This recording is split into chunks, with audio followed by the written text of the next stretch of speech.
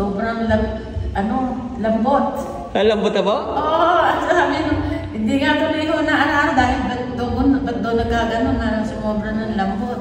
Dati po, magaspang. Dati ayaw araruhin matigas. Ngayon doon, lumambot sobrang lambot. Kaya sabi niya, humanap ako sila ng ibang mag-aararo na ibang klase na roto yun eh. Opo, yung parang lumulutang. Yung lumulutang. Yung 2 hektarya na yun, ilan? Inaabot ko ng 14, pata kung 12. 14-12. Sa isa, yung 2 hektarya na po yun. Tapos nitong nag-bio-enzyme na kayo, gumamit na kayo ng bio-enzyme, tapos nagluto na rin kayo ng chicken manure, ilan na lang po ang nagamit nyo? 4. 4 po na bag na lang. So naka-minus tayo. Minus po. 4 from 12.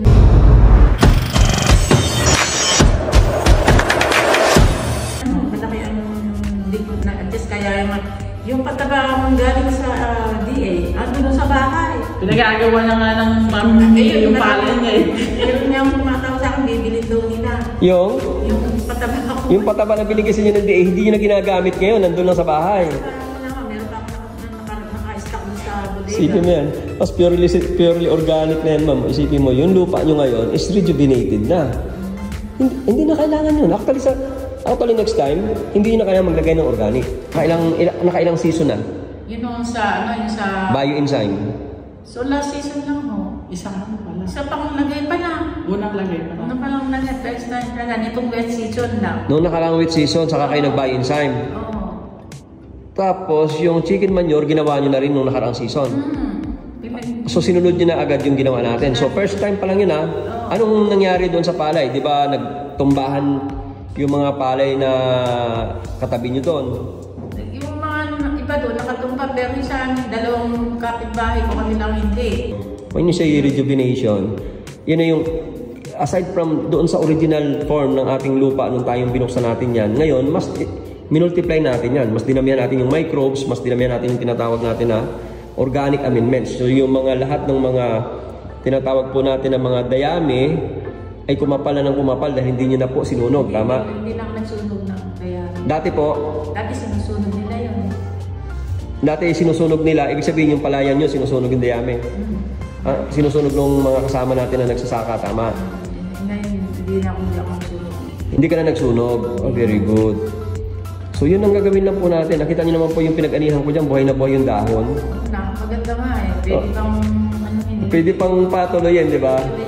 Ibig sabihin po kasi niyan, ma'am, yung soil is capable of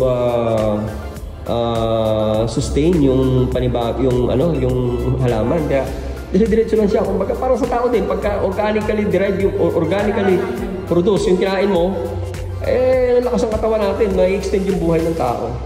Yun niya, order ako ng ulit ng bio-enzyme sa kayong booster. Yung bio-plant booster. Pero this time, marami nang kukuhanin ni ma'am, no? Subukan daw nila, subukan natin. Kasi gusto ni ma'am i-share sa mga kapitbahay niya yung nangyari sa kanyang experience niya doon sa kanyang palayan. Sobrang lambot. Lambot na ba? Oo, sabi ko, hindi nga tuloy ko na dahil ba't doon nagkaganon na sumobra ng lambot. Dati po, magaspang. Dati ayaw araruhin matigas. Ngayon doon, lumambot sobrang lambot. Kaya sabi niya, humanap ako sila ng ibang mag-aararo na ibang klase na roto yun eh. Opo, yung parang lumulutang. Yung lumulutang. Sabi ko, paano nangyari? Biglang yun ang kailangan po ng root hair. Kaya po yung root hair, yung hiblang ugat ng halaman is nakakapaganap buhay ng maayos. Kasi malambot eh. Parang kumain ng karne eh. Kung matigas yan, hindi kumakain. Sobrang na siyang malambot. Talagang, lalo na ako pag nilagyan ulit natin ng yan. Ng organic. Organic, lalo yan. Plus yung plant booster naman ngayon, yun naman yung magpapatibay ng halaman. Tsaka matibay po siya sa sakit once na may booster po siya.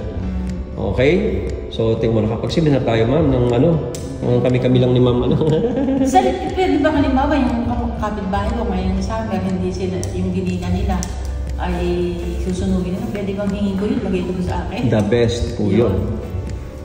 Napakakawawa naman nila kung nagsusunog sila.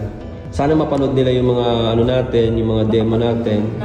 Yan, gusto natin magpasalamat sa ating mga bisita na dumating from Candaba, Pampanga. All the way from Candaba, Pampanga pa yan. Ayan, si Ma'am, lagi ko pong ka-callmate yan, si Ma'am Lourdelisa Iglesia. Opo, pag tumatawag siya sa akin, so nagpapatulong tungkol po doon sa kanyang mga palay, I make a way na talagang kinakausap ko siya kasi nga gusto ko siyang i-guide doon po sa pagpapalay. Tapos si Ma'am naman is veterinarian, Dr. Pet Animal Clinic. Yan. O ngayon, bibili sila ng si Ma'am Lourdelisa. Kuha siya, bibili siya ng bio-enzyme at ng plant booster. Pero before anything else, kakain kami kasi ngayon ay piyesta rito sa amin sa Barangay Mangas, Padre Garcia, Batangas. All the way from Candaba, Pampanga to Padre Garcia, Batangas. Sabi mo ko, biyahe pa. Yep. Malakas basta gusto yung ulam. Kain!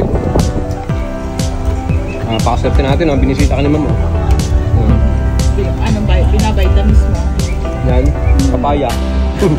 Dinikdik. Nakita ko nainom siya nung yung patas ng papaya. Nainom niya.